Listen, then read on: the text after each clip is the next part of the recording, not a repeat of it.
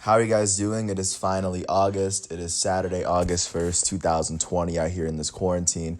And today I'm just going to go over the baseball games that happened yesterday, along with the elite individuals, the elite performances from the players that I don't have as elite. And also I'm going to talk about the second day of basketball. As you guys are aware, basketball has come back.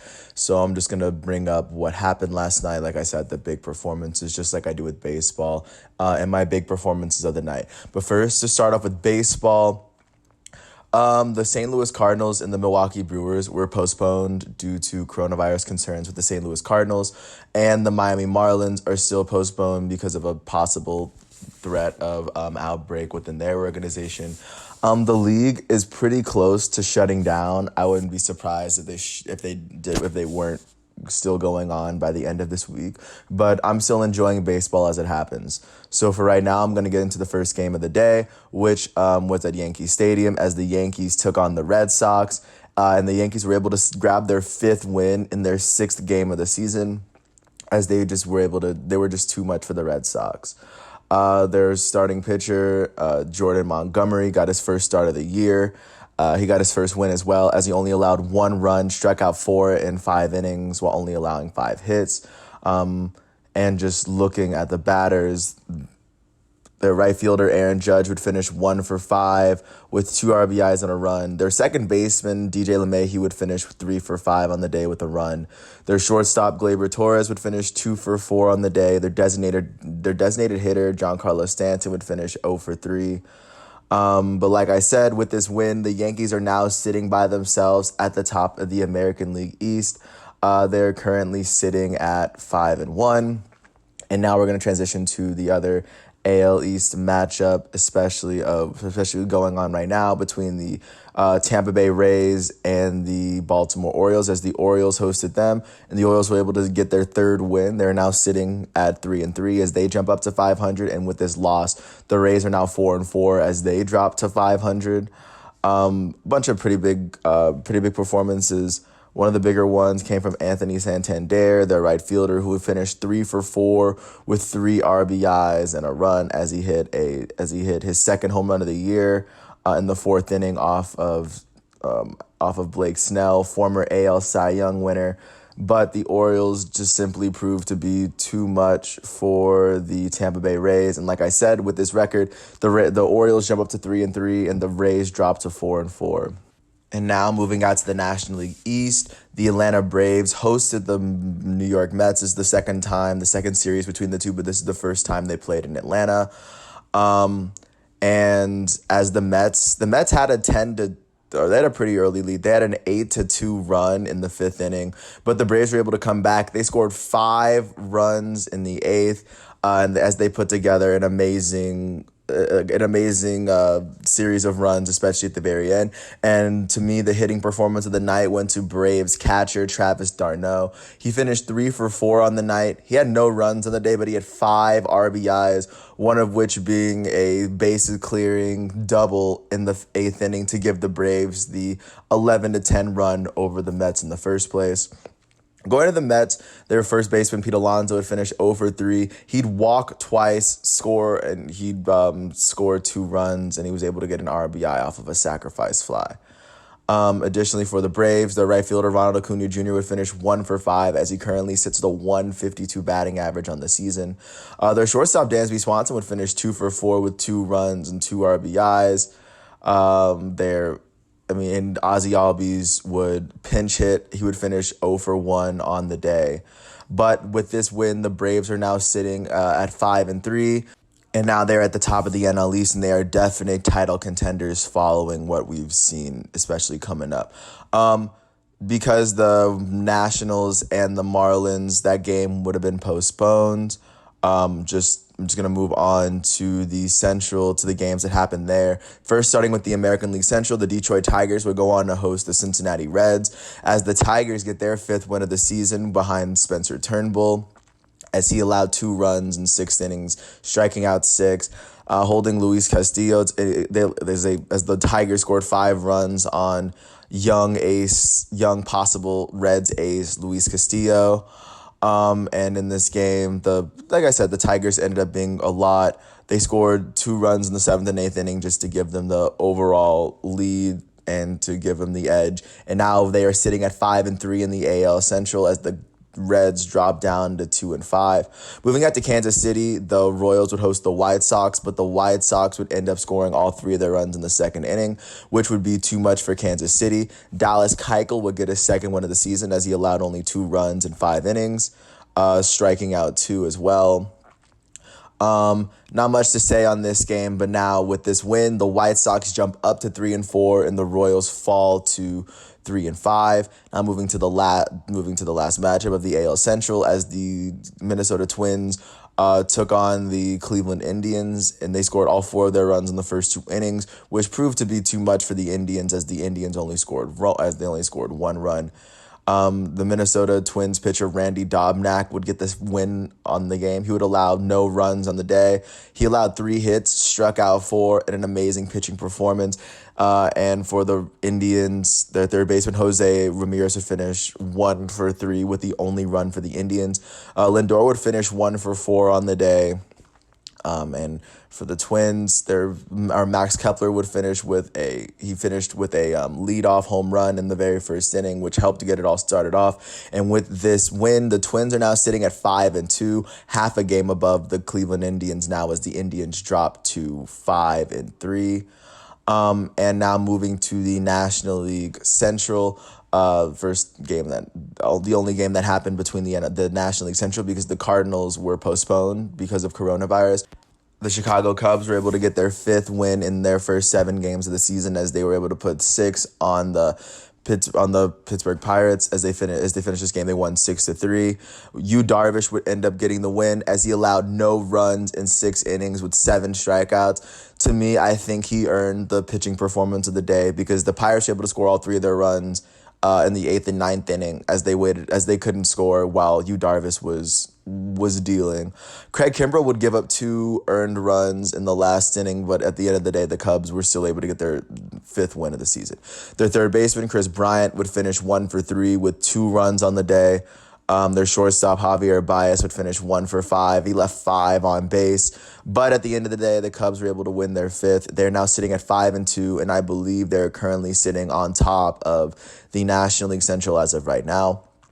Now, we're going to shift out west, first starting off with the Colorado Rockies, as they hosted the Padres. And in this win, the Padres now jump up to 6-2 with an 8-7 win over the Rockies, where they scored 9 runs in the 9th inning. And I think the play of the game here went to Fernando Tatis Jr., the shortstop of the Padres, who hit the solo home run with 2 outs, nobody on, in the top of the 9th to tie the game at 5. And then the Padres would end up putting on a bunch of runs, as following him, Tommy Pham would end up hitting the home run that gave the Padres the 8 runs that they had in the first place. The Rockies couldn't put enough on in the 2nd inning to combat this, and now the Rockies fall. They had their 2nd loss of the season, as they now fall to 4-2, and with their 6th win of the season, the Padres are now sitting by themselves on top of the National League West.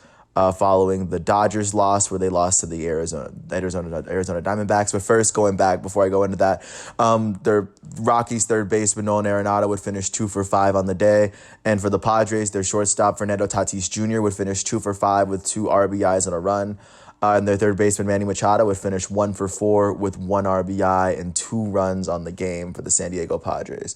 Now jumping to the Dodgers game, like I just said, the Dodgers would lose their 3rd game of the season, as they scored 3 runs, which wasn't enough for the Diamondbacks, who put 4 runs in the 8th to beat them 4-3. Ketel Marte for the Arizona Diamondbacks would finish 2 for 4 on the day with 2 runs. And just like I said, they were able to do a lot, especially in that last inning, as their designated hitter, Christian Walker, would finish with 3 RBIs on 2 hits, especially coming off the double in the eighth. That would end up giving the Diamondbacks the win. But even looking at the Dodgers, Mookie Betts would end up finishing 3 for 5 with 2 RBIs and a run as he hit his first home run of the season. And he also got another RBI on another single for the Dodgers, getting them driving in 2 of the 3 runs. Wasn't enough. Their center fielder, Cody Bellinger, would finish 0 for 5 with 2 strikeouts on the day. And with this, the Diamondbacks jump up to 3-5 as the Dodgers fall to where they currently are. They're currently sitting at 5-3 now. Now jumping to the AL West NL West matchup as the San Francisco Giants hosted the Texas Rangers, and the Giants got their 4th win of the season as they were able to put on 4 runs and beat the Rangers, or able to put on 9 runs and beat the Rangers 9-2.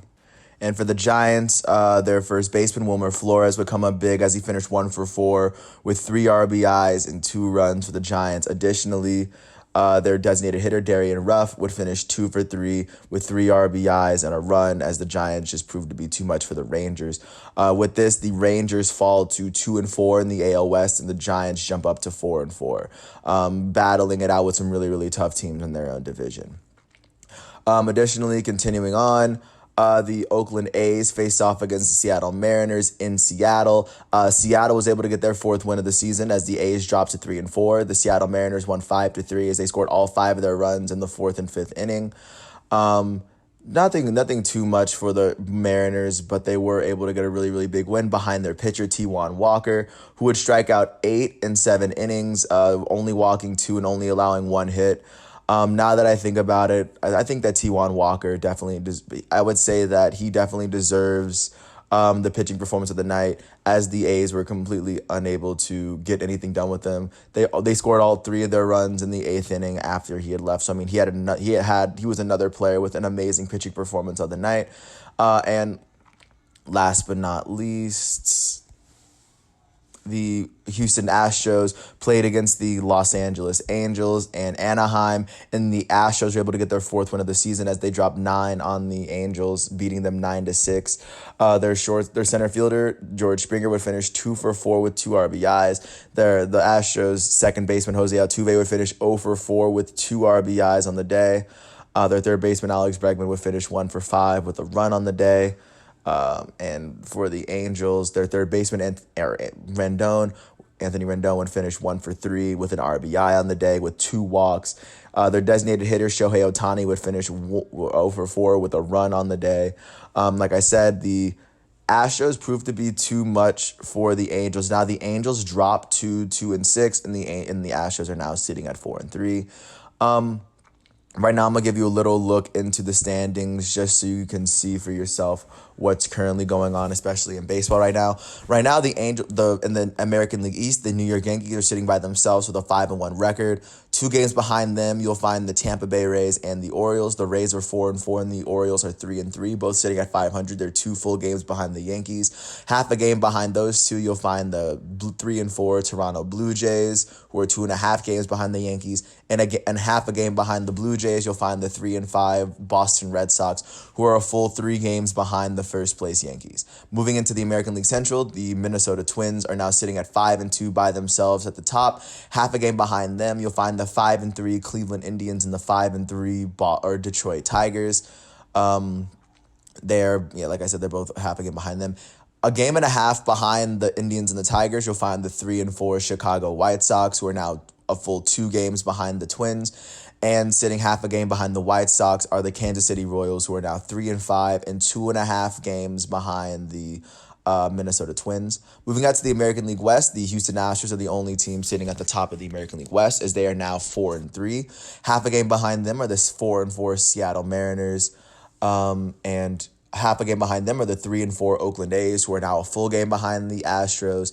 Half a game behind the Oakland A's are the 2-4 Texas Rangers, who are a game and a half behind the Astros. And a full game behind the Texas Rangers, you'll find the 2-6 Los Angeles Angels, who are now a combined 2.5 games behind the first place Astros. Moving on to the National League East, the Atlanta Braves currently hold the lead as they are sitting at 5-3 by themselves. Half a game behind them, you will find the Miami Marlins, who are still sitting at 2-1, 1 game above 500 after 1 series. They're still dealing with the coronavirus outbreak. Same with the Phillies. A game behind the Marlins are the 3-4 Washington Nationals, who are now a game and a half behind the Braves. Half a game behind the Nationals are the 3-5 New York Mets, who are a full 2 games behind the Braves and sitting in last place. And right now sitting with the Washington Nationals, a game and a half behind the Braves, are the 1-2 Philadelphia Phillies, who have also only played 3 games due to COVID.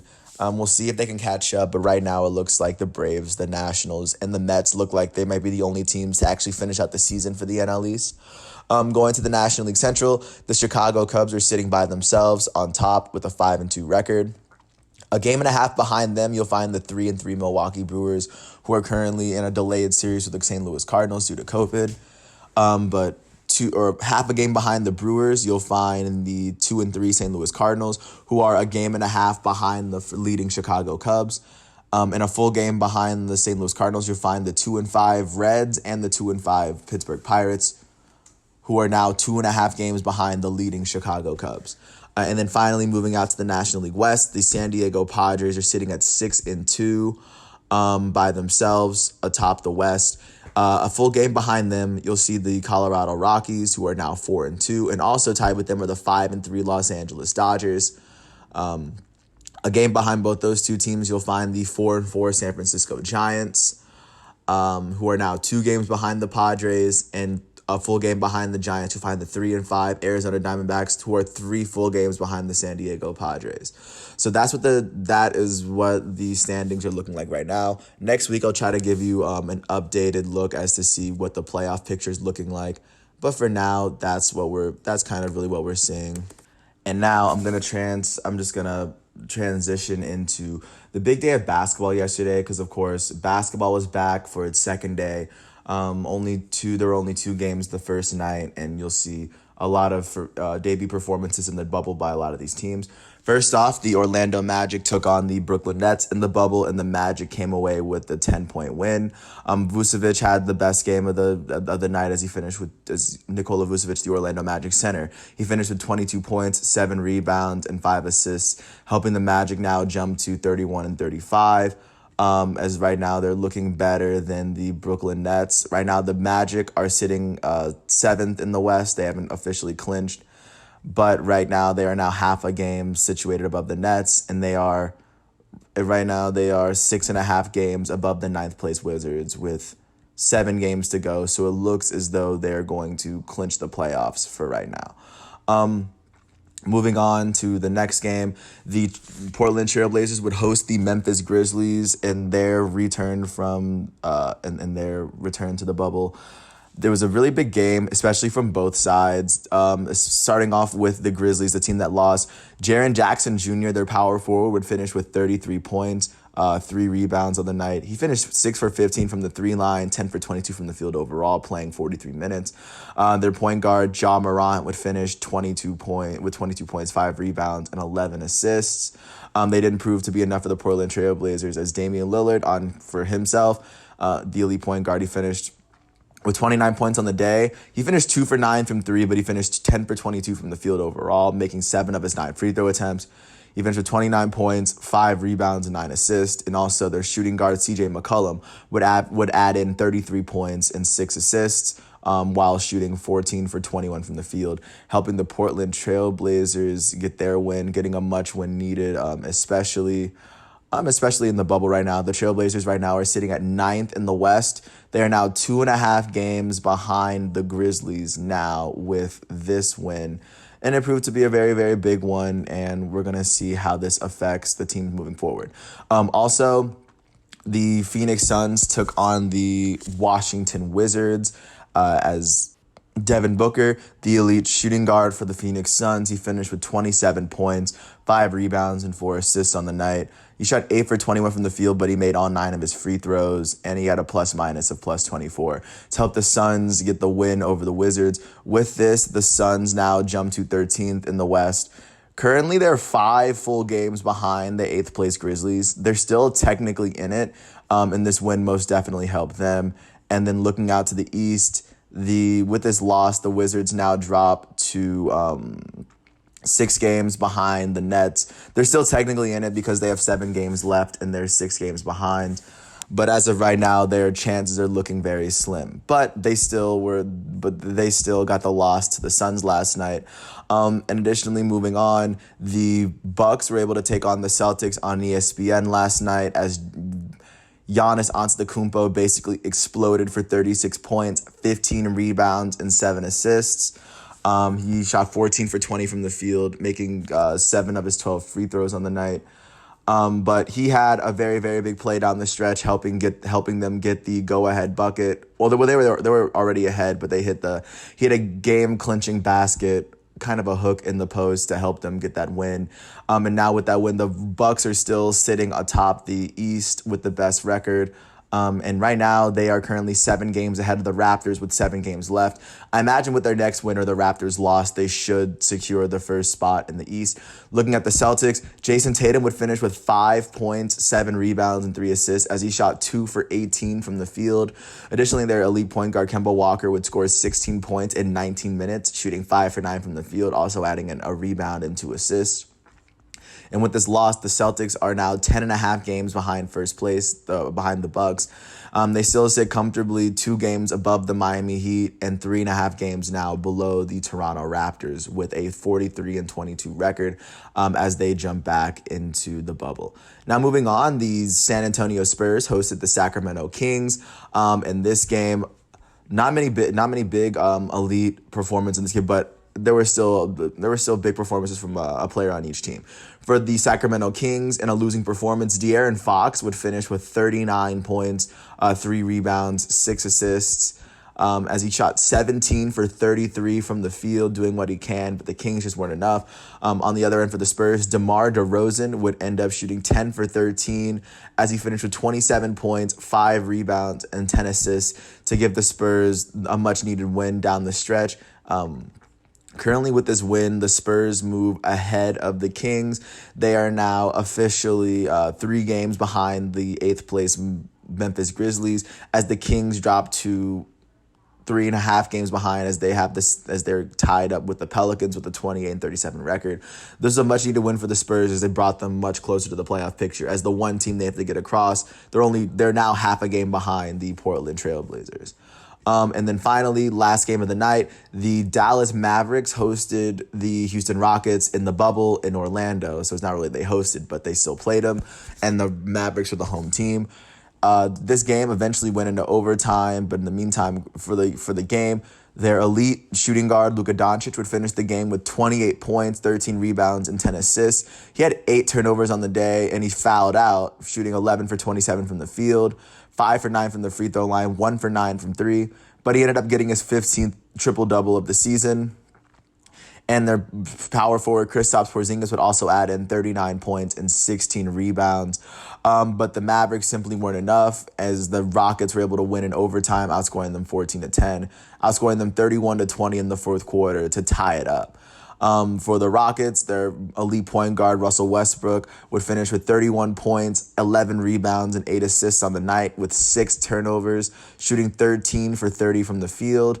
And their shooting guard, James Harden, their elite shooting guard, he would finish with 49 points, 9 rebounds, and 8 assists in his first actual game in the bubble while playing 43 minutes. He shot 14 for 20 from the field, 3 for 9 from the 3 line. He made 18 of his 21 free throw attempts as the Rockets proved to be too much for the Mavericks, winning this one 153-149. To me, they also get the NBA Performer of the Night, who is James Harden, with his 49 points, 9 rebounds, and 8 assists in a winning performance. And additionally, the play of the game went to Robert Covington, who eventually had the game-winning tip on James Harden's missed free throw to tie the game and send it into overtime in the first place. Those are the games that have happened last night. But right now, before I get into it, today, for baseball on August 1st, you can look out for Trevor Bauer making his second start of the year against Michael Fulmer of Detroit as the Reds play the Tigers at 1:10 p.m.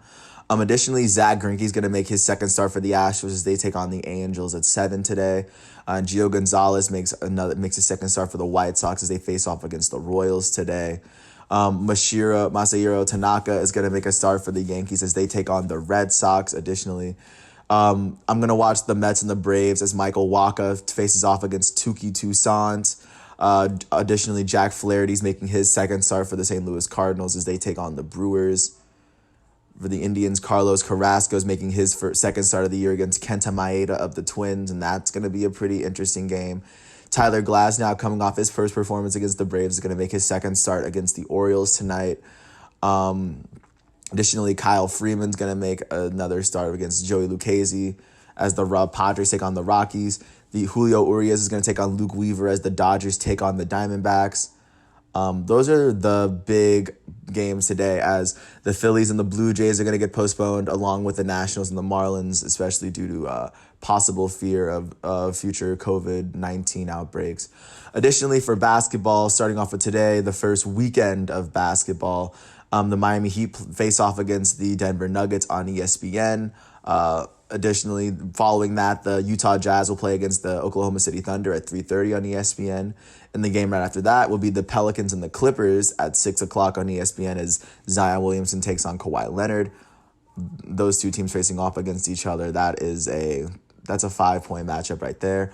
Additionally, the 76ers are going to face off against the Pacers in a 2-point matchup as Joel Embiid and Ben Simmons face off against the Pacers, who have the same record of them as they're fighting for playoff standing in the East. And the last game of the night, the Toronto Raptors will face the Los Angeles Lakers in the bubble on ESPN, as we see this 5-point matchup between LeBron, AD, and the Lakers, and Pascal Siakam and the Toronto Raptors. And last but not least, another big thing to look out for today. You have the English FA Cup, which is the domestic title between Arsenal and Chelsea. Face off between two London teams. I know in London this is going to be a very, very big deal. But with that said, that's all I need to say for today. I appreciate you guys for hearing me out. We're entering a completely new month of the year. Curious to see how this month will end. But for now, I wish everyone the best with everything going on. Peace out.